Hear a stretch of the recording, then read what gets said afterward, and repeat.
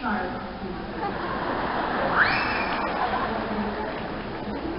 Dapat yung sa loob. May gamit naman sa loob. Para sa nose. Bakit? Flat.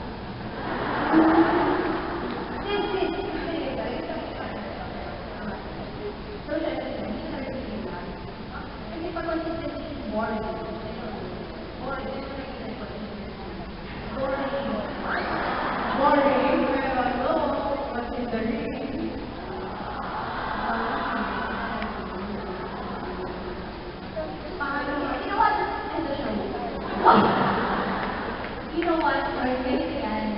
Minsan, di ba nag-start ako? Alam mo yan, aware ako. Nalakas yung mga kuwi. Sensitivity is ears. So, important ang ears. Ayan. So, yun ito, ears. Ears. So, importante yan. Pag nararamdaman mong sharp ka na, minsan, ipag lang mo. Sharp ka. Kasi pag sinobra mo yan, ahakaw. Sabi mo, pag yung over-forget, ito, wala na lang minsan. Not good for ear. So, dapat talaga yes.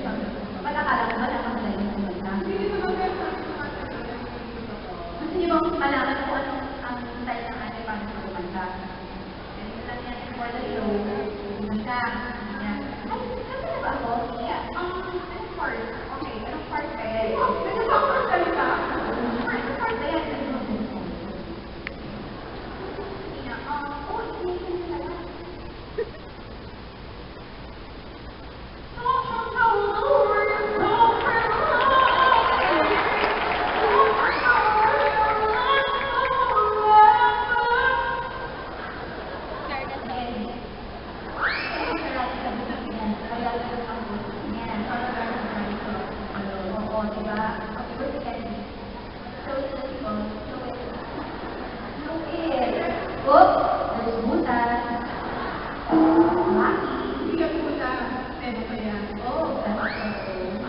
That's the best show.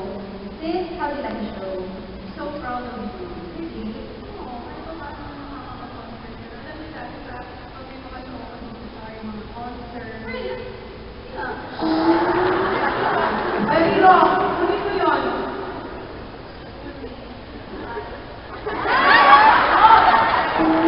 Ito po naman kasi yung kabyayang sport. What?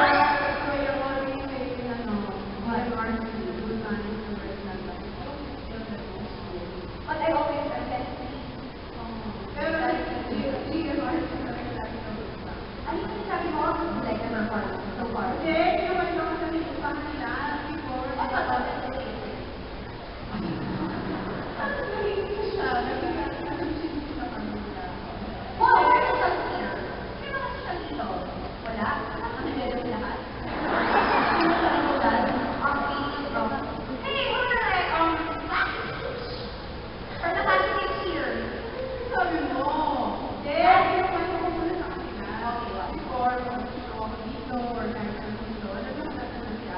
I always did it before. Before na, I always say, how do you do tubig out of Pilipinas? And I always share, you always share the same thing. You always share, you always share, you stay with me, but tonight, you own your stage.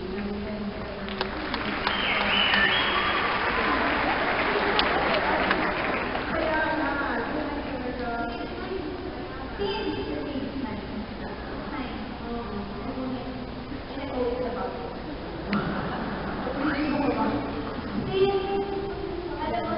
lagi naman yung nangyayari sa akin yung sasabi ko, yung gagawin ko na, nalalapas ko ng ate ko, ang ate mo, alam mo, yung totoo yan, kasi diba, alam mo na hindi ng kumari, so you're such a big star, diba? You're my boss, naman ba kayo? Yes! Diba?